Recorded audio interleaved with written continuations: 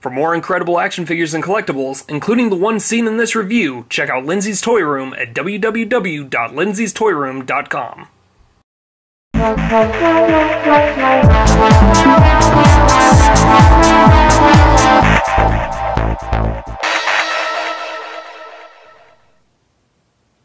Hello YouTube and welcome to Turmoil in the Toybox. I'm your host Aaron Hauser, and today we're going to be reviewing the incredible 18-inch Gipsy Danger from Pacific Rim by NECA. This is a astounding figure, and definitely I think one of NECA's finest quarter scale figures. Well, actually this isn't technically quarter scale. If it was quarter scale, this thing would be bigger than the apartment complex I live in. But this figure in and of itself, even being 18 inches tall, is just incredibly detailed. And NECA just did themselves proud with this figure. This is probably the crowning jewel of the Pacific Rim line so far. So, to take a look at the features for this figure, this thing is just loaded with articulation. He has a ton of articulation in the head. Left, right, up, down. It's on a ball joint this time. And unlike the 7-inch figure, this one you can actually get a lot more articulation out of with the head, which is very nice. I was really happy about that. Has the removable blades on the arm. Not gonna lie, these are kind of a bitch to get in and out.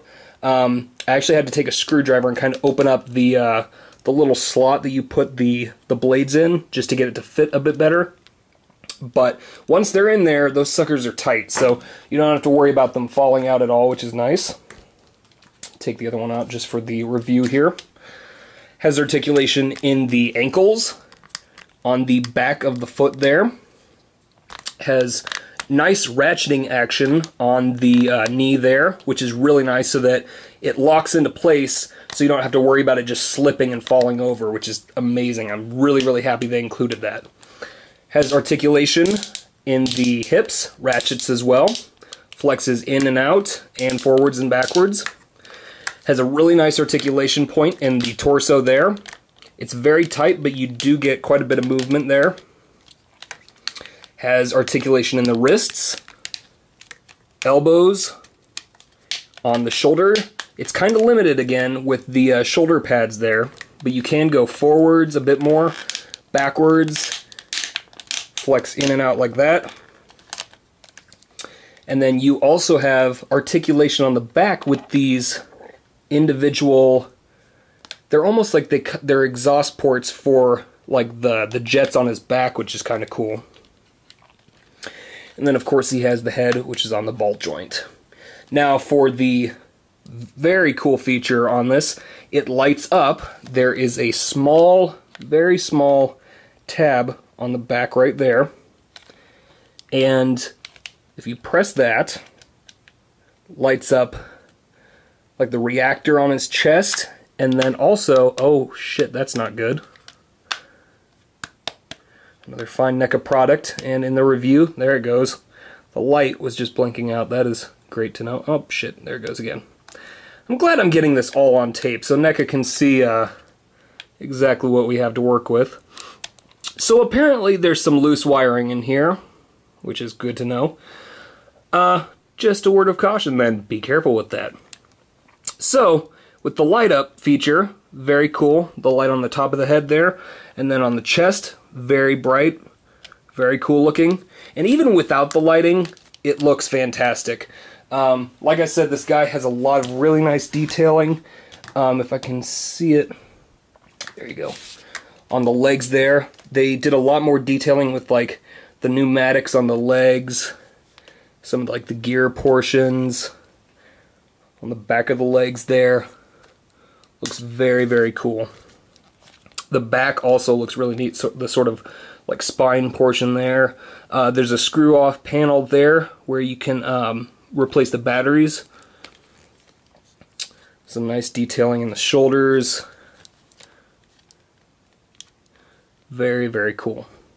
It also has some minor like battle damage portions to it, which is kind of cool. So not a whole lot, but just some minor bits here and there. So Overall, really blown away with this figure. They did a great job with all the articulation. And this is a very cool 18-inch figure from them. I'm interested to see how this will compare to the knife head that they're going to be releasing. I want to say that's in like February of next year. Like I said, as far as accessories, he comes just with the two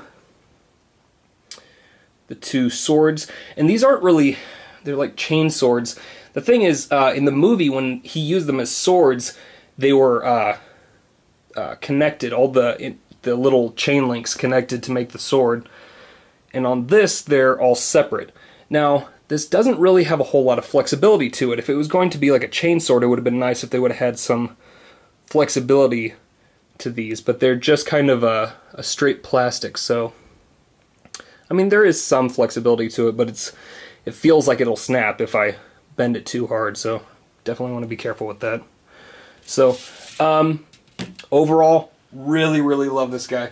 I was kind of sad, they had a couple promotional pics where they had an extra set of open hands on the figure, so you had the closed-fisted version, and then you had the open hands. And I was kind of expecting that with the 18-inch figure, but they didn't have that, so no huge loss, but it would have been nice just for display purposes. So, but yeah, other than that, I picked this guy up from Lindsay's Toy Room for $85 plus shipping and handling. They're out of stock right now, I believe. But I did hear that they are planning on getting some more in soon, I believe. So definitely keep an eye on their site for that if you're trying to pick up another at a good price. That's the other thing. You really have to look out for scalpers this Christmas. With this guy in particular, I know a lot of people are charging roughly $200 to $300 for this. I've seen this figure go for about $400 at one point.